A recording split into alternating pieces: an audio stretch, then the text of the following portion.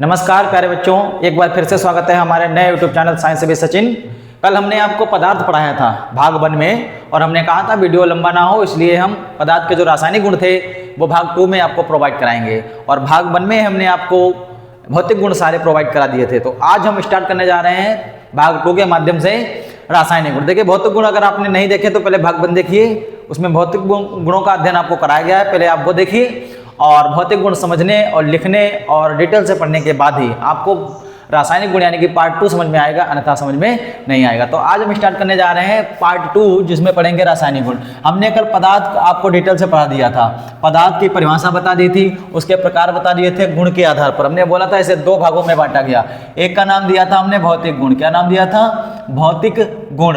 ठीक है, अब भौतिक गुण हमने स्टेप बाय स्टेप आपको 4-5 अवस्थाएं थी वो समझा दी थी।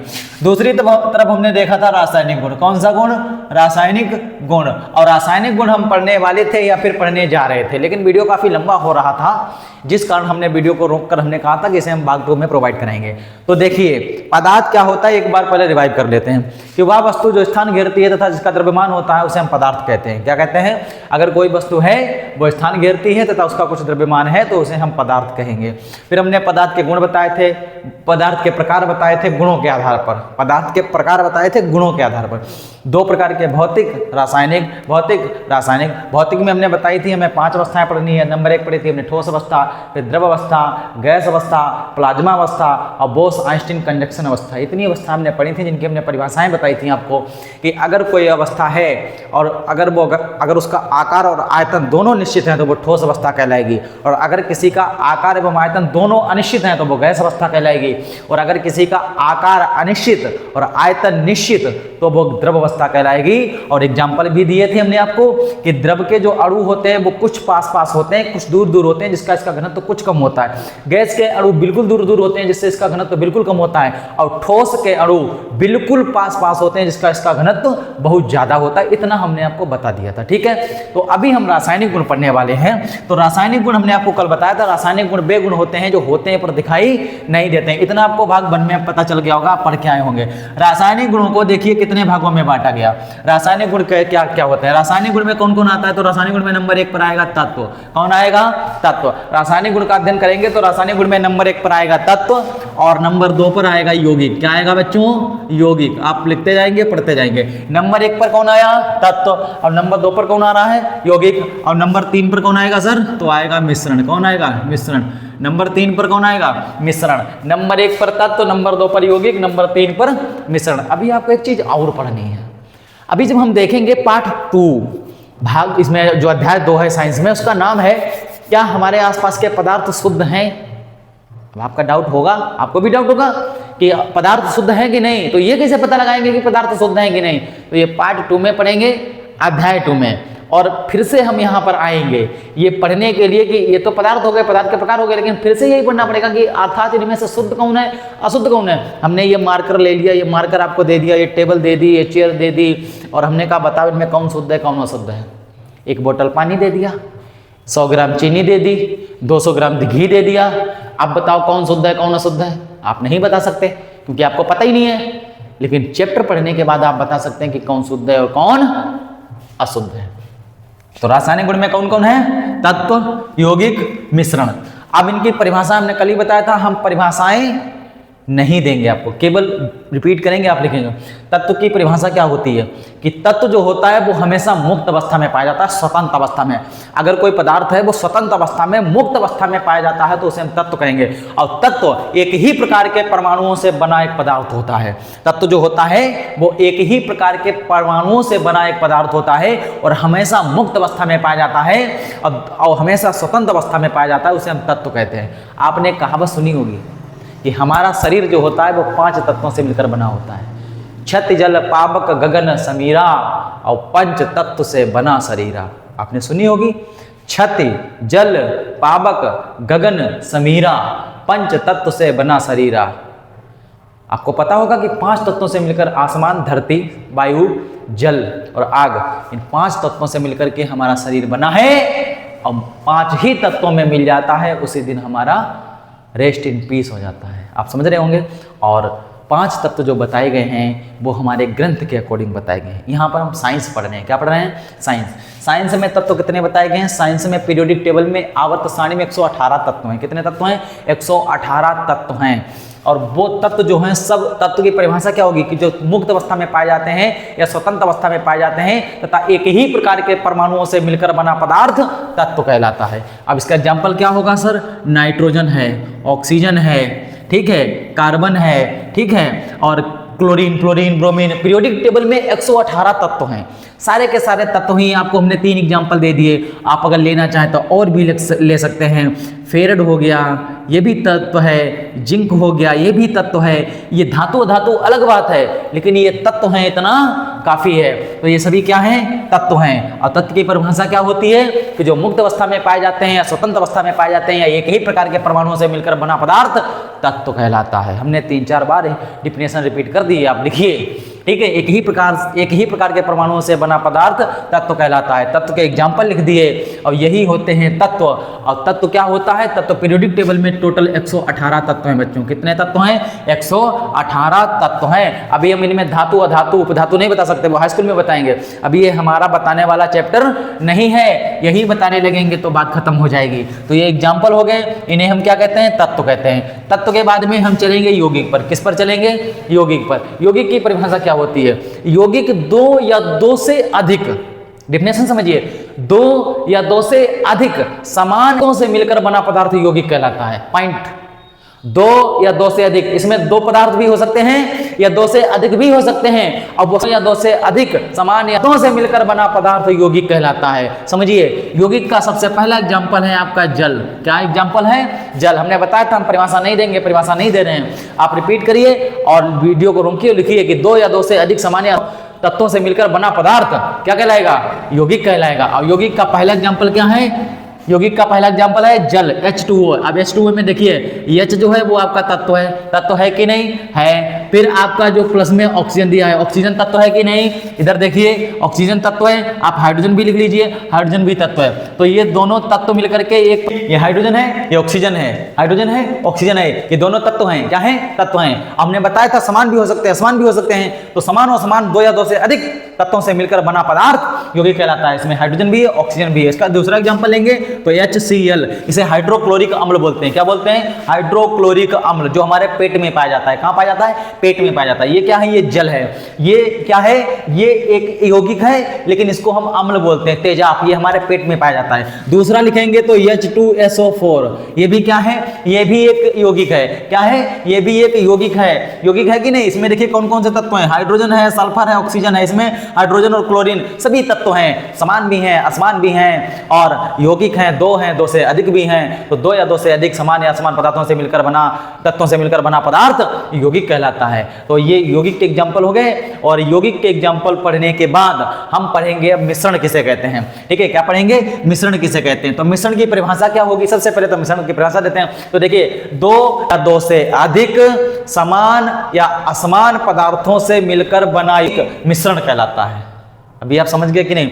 इसमें 2 या 2 से अधिक पदार्थ होंगे। पदार्थ 2 भी होंगे, 2 से अधिक भी होंगे। वो पदार्थ समान भी होंगे या असमान भी होंगे। कहेंगे क्या कहेंगे? मिश्रण। उसमें पदार्थ समान भी हो सकते हैं, असमान भी हो सकते हैं, 2 भी हो सकते हैं, 2 से अधिक भी हो सकते हैं। अब वो जो मिश्रण कहेंगे, अब मिश्रण का एग्जाम्पल क्या लिखेंगे? मिश्रण का एग्जाम्पल लिखेंगे हम चाय। क्या लिखेंगे? चाय। बताइए, चाय मिश्रण है कि नहीं? उसमें चाय पत्ती डालते हैं, चीनी डालते हैं, अदरक डालते हैं, धनिया डालते हैं, पुदीना डालते हैं, मतलब जो भी एग्जाम्पल के लिए बता रहे हैं। लौंग डालते हैं, इलायची डालते हैं, तुलसी की पत्ती डालते हैं, वगैरह वगैरह डालते हैं। अब डालकर मिश्रण बना के तब हम चाय बनाते हैं। तो चाय क्या है? मिश्रण है। उसके बाद सब्जी, क्या लिखेंगे? सब्जी। सब्जी हमारी क्या है? सब्जी भी हमारी मिश्रण है। सब्जी में नमक पड़ता है, तेल पड़ता है, मिर्च पड़ती है, अदरक पड़ती है, धनिया पड़ता है, बहुत सारी चीजें पड़ती हैं, तब जाकर के सब्जी बनती है। तो सब्जी भी हमारी क्या है? मिश्रण है। कुछ समान भी पदार्थ हैं, कुछ असमान भी हैं, और ये बनकर के जब तैयार होती हैं तब इसे मिश्रण कहते हैं। तो आई होप इतना आपको समझ में आ गया होगा। आप इसे नोट कर लें, स्क्रीनशॉट लेना चाहें तो ले लें। उसके बाद हम आपको इसके प्रकार पढ़ाएंगे। देखिए, ये नोट कर लीजिए, इसके बाद हम इनके प्रकार पढ़ेंगे। ठीक है, तो आप इसका स्क्रीनशॉट लीजिए। देखिए, हमने यौगिक, मिश्रण और तत्व की डेफिनेशन पढ़ ली, उसके एग्जांपल पढ़ लिए। अब हम बताएंगे इनके प्रकार। क्या बताएंगे? प्रकार। तो देखिए तत्व जो होते हैं उन्हें हम कितने प्रकार से बांट सकते हैं। तत्व जो होता है वो 3 प्रकार का होता है। कितने प्रकार? आपने बताया आपको पीरियोडिक टेबल में 118 तत्व हैं। कितने तत्व हैं? 118 तत्व हैं। पीरियोडिक टेबल में कितने तत्व हैं? 118 तत्व हैं। उन 118 तत्वों को हमने 3 भागों में बांट दिया। कितने भागों में? 3 भागों में। नंबर 1 पर दिया धातु। क्या दे दिया? धातु। नंबर 2 पर दे दिया अधातु। क्या दे दिया? अधातु। और नंबर 3 पर हुआ है उपधातु। क्या हुआ? उपधातु। पीरियोडिक टेबल में जो तत्व हैं आपके वो तत्व 3 प्रकार के हैं। कितने प्रकार के? 3 प्रकार के। नंबर 1 पर धातु, नंबर 2 पर अधातु, नंबर 3 पर उपधातु। धातु की परिभाषा क्या होती है? धातु की परिभाषा होती है कि वे तत्व जो विद्युत तथा ऊष्मा का चालन करते हैं धातु कहलाते हैं। वे तत्व जो विद्युत तथा ऊष्मा का चालन करते हैं धातु कहलाते हैं। वे तत्व जो विद्युत तथा ऊष्मा का चालन करते हैं धातु कहलाते हैं। इसके एग्जांपल क्या होंगे? इसके एग्जांपल होगा लोहा। क्या होगा? लोहा। लोहा के बाद सोना, सोना के बाद चांदी, चांदी। ठीक है, ये सभी क्या हैं? ये सभी धातु हैं। क्यों? क्योंकि ये सभी विद्युत का चालन करती हैं, ऊष्मा का चालन करती हैं। आपको एग्जांपल दे रहा हूं। एग्जांपल दे रहे थे एक लकड़ी का। लकड़ी को लीजिए और उसे आप चूल्हे में लगाइए, रोटी बनाने वाला जो चूल्हा होता है उसमें लगाइए, या फिर कहीं भी मतलब जहां पर तापमान हो, आग वगैरह हो, वहां पे रखिए, हीटर पे रखिए। रखने के बाद वो लकड़ी क्या करेगी? अब वो लकड़ी सूखी होगी तो वो अचालक होगी या कुचालक होगी, वो विद्युत तथा ऊष्मा का चालन नहीं करेगी। और आप उस लकड़ी को चूल्हे में लगाइए तो वो लकड़ी उतनी ही गर्म होगी जितना भाग उसका चूल्हे में रहेगा, बाकी जो बाहर रहेगा वो भाग गर्म नहीं होगा। क्यों? क्योंकि वो लकड़ी सूखी है, अब वो लकड़ी कुचालक है, वो विद्युत तथा ऊष्मा का चालन नहीं करेगी, क्योंकि उसमें इलेक्ट्रॉन नहीं पाए जाते हैं। और वहीं आप दूसरी तरफ एक लोहे की इतनी बड़ी राड लीजिए, ऐसे बड़ी भी लीजिए, और उस राड को लगाइए। आपको देखना होगा या आप देखेंगे कि वो राड जितनी चूल्हे में है वो तो गर्म है, लेकिन काफी मात्रा में राड वो गर्म हो जाती है, धीरे धीरे वो पूरी राड गर्म हो जाएगी। क्यों? क्योंकि धातु है, और धातु ऊष्मा तथा विद्युत का चालन करती है, और उसमें जो हीट है वो ऊष्मा ही होती है, हीट को ऊष्मा बोलते हैं। और वो ऊष्मा मुक्त इलेक्ट्रॉनों की उपस्थिति के कारण, क्योंकि जो धातु होती है उनमें मुक्त इलेक्ट्रॉन होते हैं और वो राउंड लगाते रहते हैं, जिसके कारण जो ऊष्मा है वो पूरे तत्व पर या पूरी धातु पर बहने लगती है। बहने के कारण वो पूरी धातु जो है आपकी राड वो पूरी की पूरी गर्म हो जाएगी। तो ये विद्युत तथा ऊष्मा का चालन करते हैं। इनके एग्जांपल हमने दे दिए। अगला है अधातु। अधातु की डेफिनेशन क्या लिखेंगे? कि वे तत्व जो विद्युत तथा ऊष्मा का चालन नहीं करते अधातु कहलाते हैं। वे तत्व जो विद्युत तथा ऊष्मा का चालन नहीं करते अधातु कहलाते हैं। वे तत्व जो विद्युत तथा ऊष्मा का चालन नहीं करते अधातु कहलाते हैं। इनके एग्जांपल क्या होंगे? कार्बन, नाइट्रोजन, ऑक्सीजन, ये सभी अचालक हैं। क्योंकि अचालक हैं। अचालक या कुचालक बात एक ही होती है, क्योंकि गैस है दुनिया में जितनी, आप ऐसे समझिए, दुनिया में जितनी भी गैसें हैं वो विद्युत की कुचालक होती हैं। वो विद्युत का चालन या ऊष्मा का चालन नहीं करती। क्यों नहीं करती? क्योंकि अगर ये चालन करती तो बिजली के तार निर्वस्त्र होते हैं, उनके ऊपर कोई कपड़ा या कोई वो मतलब कुछ नहीं होता है, रबड़ वगैरह। ठीक है, अब मान लीजिए कुछ टेक्निकल सामग्रियां बढ़ गई हैं, अब तो ऐसी सुविधा कर दी गई है, बाकी तब नहीं थी। तो अगर ये विद्युत का चालन करती तो ये जब तार के ऊपर से आती तो विद्युत लेकर आती और हमारे लगती तो हमारा झटका लगता करंट का, है नहीं? इसलिए गैसें जितनी होती है वो विद्युत की कुचालक होती है। तो कार्बन, नाइट्रोजन, ऑक्सीजन ये क्या है? अधातु है। क्या है? अधातु है। अधातु होने के कारण ये ऊष्मा तथा हीट का ऊष्मा तथा विद्युत का चालन नहीं करती। अगला एग्जांपल क्या है हमारा? उपधातु। उपधातु किसे कहते हैं? उपधातु वे होती हैं जो विद्युत का चालन करती हैं मगर धीरे धीरे। कैसे करती हैं? धीरे धीरे। ये विद्युत का चालन करती हैं धीरे धीरे। उसका एग्जांपल है सिलिकॉन। क्या एग्जांपल है? सिलिकॉन, जर्मेनियम, आर्सेनिक, ये सभी इसके एग्जांपल हैं। लिख भी सकते हैं हम, लिख लो आप, सिलिकॉन, जर्मेनियम। ठीक है, ये सभी क्या है? ये सभी उपधातु के एग्जांपल हैं। और उपधातु जो होती हैं विद्युत का चालन करती हैं धीरे धीरे। इसलिए आपने मोबाइल देखा होगा, मोबाइल के चार्जिंग पर जो 3 पिनें लगी होती हैं सफेद सफेद, वो सिलिकॉन की होती हैं। और सिम पर जो 3 पिन होती हैं वो भी सिलिकॉन की होती हैं। मेमोरी कार्ड पर जो 3 पिन होती हैं वो भी सिलिकॉन की होती हैं। चार्जर पर होती हैं वो भी होती हैं। क्यों? क्योंकि ये उतना ही करंट देती हैं जितना उस उपकरण को चाहिए होता है। ये हुमच के करंट नहीं देती हैं ताकि विस्फोट हो जाए। ये सिलिकॉन की होती हैं। और सिलिकॉन सबसे ज्यादा मात्रा में चाइना में पाया जाता है, जिस कारण चाइना सबसे बड़ा टेक्निकल वाला जो देश है, मतलब ये टेक्निकल चीजें बहुत ज्यादा बनाता है, टेक्नोलॉजी सबसे ज्यादा चाइना में है। क्यों? क्योंकि जितनी भी हम टेक्निकल चीजें या उपकरण, जितनी भी हम इलेक्ट्रॉनिक चीजें मतलब यूज करते हैं वो सारी हम made in China, made in China, made in China use करते हैं, क्योंकि उसमें सिलिकॉन ज्यादा मात्रा में पाया जाता है, इसीलिए वो टेक्निकल चीजें या इलेक्ट्रॉनिक चीजें ज्यादा बनाता है। ठीक है, तो सिलिकॉन, जर्मेनियम, आर्सेनिक, एंटीमनी, ये सभी उपधातु हैं। क्या हैं? उपधातु हैं।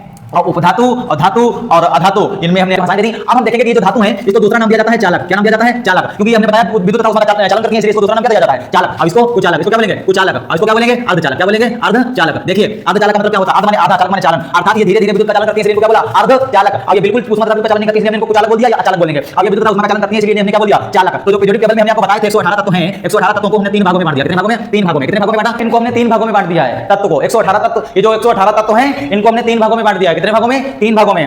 धातु, अधातु, उपधातु। धातु कितनी है? 91। अधातु कितनी है? 20। और उपधातु कितनी है? 7। धातु कितनी है? 91। अधातु कितनी है? 20। और उपधातु कितनी है? 7। तो इनको 3 भागों में बांट दिया, धातु, अधातु और उपधातु, 118 तत्वों को। और बाकी हमने आपको एग्जांपल भी दे दिए। धातु को ही हम चालक बोलते हैं, उसका एग्जांपल आपके सामने रहा। अधातु को हम अचालक बोलते हैं, उसका एग्जांपल आपके सामने। उपधातु को हम अर्धचालक बोलते हैं, उसका एग्जांपल भी आपके सामने। तो ये जो था ये आपके सामने था तत्व के प्रकार। अब हम देखेंगे यौगिक के प्रकार। किसके प्रकार? यौगिक के प्रकार। यौगिक के प्रकार जब देखेंगे तो यौगिक के प्रकार को देखेंगे तो क्या देखेंगे कि यौगिक जो होते हैं वो 2 प्रकार के होते हैं। कितने प्रकार के? 2 प्रकार के। एक को हम बोलते हैं कार्बनिक यौगिक। क्या बोलते हैं? कार्बनिक यौगिक। अब एक को बोलते हैं अकार्बनिक यौगिक। आप लिख लेंगे, एक यौगिक को क्या बोलेंगे? कार्बनिक यौगिक। और एक यौगिक को क्या बोलेंगे?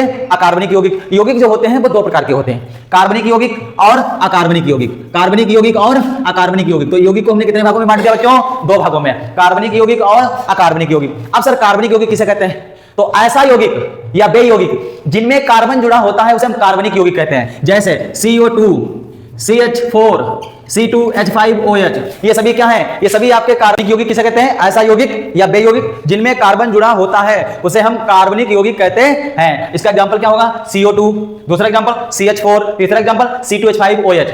CO2 को क्या बोलते हैं? Carbon dioxide. और कार्बन डाइऑक्साइड जो है ये हम अपनी श्वसन क्रिया के दौरान शरीर के बाहर त्यागते हैं, ठीक है। और ये एक प्रकार का यौगिक है जिसे हम कार्बनिक यौगिक कहते हैं क्योंकि इसमें कार्बन जुड़ा है। कार्बन कौन सा है? ये कार्बन है। ये कार्बन आपके सामने है जिस वजह से इसे कार्बनिक यौगिक कहते हैं। दूसरा क्या? CH4, इसे मेथेन कहते हैं। क्या बोलते हैं? मेथेन। मेथेन कहां पाई जाती है? गोबर में पाई जाती है। कहां पाई जाती है? गोबर में पाई जाती है, जिस कारण से गोबर गैस भी बोलते हैं या मार्स गैस बोलते हैं। क्या बोलते हैं? गोबर गैस या मार्स गैस। ये गोबर में पाई जाती है। इसमें भी देखिए कार्बन है, कार्बन है कि नहीं? तो इस वजह से ये भी कार्बनिक यौगिक है। उसके नीचे आपका ये लिखा है C2H5OH, इसे एथिल अल्कोहल बोलते हैं, जिसका लोग सेवन करते हैं। इसे अपनी भाषा में आप शराब बोलिए। क्या बोलिए? इसे शराब बोलते हैं। एथिल अल्कोहल, अल्कोहल को शराब बोलते हैं। इसका क्या नाम है? Ethyl alcohol. इसमें कार्बन की संख्या कितनी है? 2। तो ये सभी कार्बनिक यौगिक है क्योंकि इसमें कार्बन जुड़ा है। और जिसमें कार्बन नहीं जुड़ा होता है उसे हम अकार्बनिक यौगिक कहते हैं। इसका एग्जांपल H2O। क्या इसमें कार्बन है? नहीं है। ये क्या है? जल। तो जल आपका कैसा यौगिक है? अकार्बनिक यौगिक। दूसरा है HCl, हाइड्रोक्लोरिक अम्ल, जो हमारे पेट में पाया जाता है। क्या इसमें कार्बन है? अब ये कार्बन मत बोल दीजिएगा, ये तो क्लोरीन है। हो गया। उसके बाद में और एग्जांपल आप चाहेंगे तो H2SO4, ये जो सल्फ्यूरिक अम्ल होता है, ये भी आपका क्या है? अकार्बनिक यौगिक है। क्या इसमें आपको कार्बन दिख रहा है? नहीं दिख रहा है। नहीं दिख रहा है तो ये भी क्या है? ये भी अकार्बनिक यौगिक है। अब इसके बाद आप देख रहे होंगे हमारी एक हेडिंग और बचती है जिसका नाम है मिश्रण। उसका अध्ययन हम करेंगे। पहले मिश्रण किसे कहते हैं, ठीक है। मिश्रण का अध्ययन करने से पहले हम आपको मिश्रण की परिभाषा अवश्य बताएंगे। मिश्रण की परिभाषा हमने अभी आपको बताई थी कि 2 या 2 से अधिक पदार्थों से मिलकर बना यौगिक मिश्रण कहलाता है, ठीक है। ये एक प्रकार का यौगिक ही होता है क्योंकि यौगिक 2 या 2 से अधिक पदार्थों से मिलकर बनता है। तो ये एक तत्वों से मिलकर बनता है, तो या पदार्थ कह लीजिए। तो यौगिक जो होता है वो 2 या 2 से अधिक पदार्थों से मिलकर बनता है। अब यहाँ पर भी हम वही बोल रहे हैं कि 2 या 2 से अधिक पदार्थों से मिलकर बना यौगिक मिश्रण कहलाता है। अब ये समान भी हो सकता है और असमान भी हो सकता है। तो इसके आधार पर मिश्रण को 2 भागों में बांटा गया। कितने भागों में? 2। एक का नाम दिया गया समांगी मिश्रण। क्या नाम दिया गया? समांगी मिश्रण, ठीक है। आपको समझ में आ ही रहा होगा। दूसरा होता है बिस्मांगी। क्या नाम होता है? बिस्मांगी। एक का नाम होता है समांगी मिश्रण और दूसरे का नाम होता है बिस्मांगी मिश्रण। सर समांगी मिश्रण किसे कहते हैं? समांगी मिश्रण ऐसा होता है जिसमें भाग लेने वाले दोनों पदार्थ समान होने चाहिए। कैसे होने चाहिए? समान। इसमें ये मिश्रण जो बनेगा वो 2 या 2 से अधिक पदार्थों से मिलकर बनेगा। तो इसमें भाग लेने वाले जो 2 पदार्थ होंगे वो दोनों समान होंगे, समान प्रकृति के होंगे, न कि अलग अलग। तो ऐसे मिश्रण को हम समांगी मिश्रण कहेंगे। और ये मिश्रण जो होगा वो कहलाएगा शरबत। इसका एग्जांपल हम क्या लिखेंगे? शरबत। शरबत में जो चीनी और जो पानी होता है वो समान पदार्थों में होते हैं। पानी में चीनी घुलने के बाद चीनी दिखाई नहीं देती कि चीनी कहां है, क्योंकि पानी के अणुओं में चीनी के अणु विलय हो जाते हैं, इसलिए पानी को विलायक बोलते हैं, चीनी को विलय बोलते हैं। तो शरबत जो हो गया वो समांगी मिश्रण हो गया। कैसा हो गया? समांगी। दूसरा होता है नींबू पानी। क्या बोलेंगे? नींबू पानी, ठीक है। तीसरा बोलेंगे नमक पानी। क्या होगा? नमक और पानी। नमक और पानी, नींबू और पानी, शरबत, ये सभी समांगी मिश्रण है। ये घुलने के बाद, विलय होने के बाद दिखाई नहीं देते, समान मात्रा में घुल जाते हैं। बिस्मांगी मिश्रण क्या होता है? बिस्मांगी में भाग लेने वाले दोनों पदार्थ अलग अलग प्रकृति के होते हैं। ये पुनः विलय नहीं होते हैं। विलय होने के बाद इन्हें हम अलग भी कर सकते हैं। ऐसा विलयन या ऐसा मिश्रण हम बिस्मांगी मिश्रण कहते हैं। जैसे इसमें हम लिखेंगे पानी प्लस रेत, पानी प्लस रेत, यानी कि बालू। बालू को आप पानी में कितना भी घोल लीजिए, घुलने के बाद आप 5 मिनट पानी को शांत रख दीजिए, बालू जितनी होगी वो नीचे बैठ जाएगी और पानी साफ बच जाएगा। तो ऐसा मिश्रण जो होगा वो बिस्मांगी मिश्रण कहलाएगा। दूसरा होगा पानी और प्लस चाक। जो चाक होती है, जिसे स्कूल में पढ़ाई होती है, वो चाक और पानी को चाक मतलब चाक को पानी में घोलिए, वो चाक पुनः नहीं घुलेगी और इतनी नहीं घुलेगी कि उसे हम अलग ना कर सकें। उसे हम वापस फिर से पानी को ठंडा करके, यानी कि रोक कर थोड़ी देर के लिए, अब ठंडा ये मत कहना कि फ्रिज में रख देंगे, और वापस अलग कर सकते हैं। तो ऐसा मिश्रण बिस्मांगी मिश्रण कहलाता है और ऐसा मिश्रण समांगी मिश्रण कहलाता है। तो आई होप आपको समझ में आया होगा। नेक्स्ट वीडियो के लिए बने रहिए भाग 3 के लिए, और भाग 3 में हम आपको अभी इसमें और भी हेडिंग्स हैं जो बताएंगे, ठीक है, जिनका अध्ययन आप विधिवत करते रहेंगे और आप पढ़ते रहिए, अपने माँ बाप का सम्मान करिए, गुरु का सम्मान करिए और देखते रहिए साइंस बेस सचिन सर के और वीडियोज, और लाइक करिए, कमेंट करिए, सब्सक्राइब करिए, ताकि हम आपको निःशुल्क सेवा प्रोवाइड करा सकें।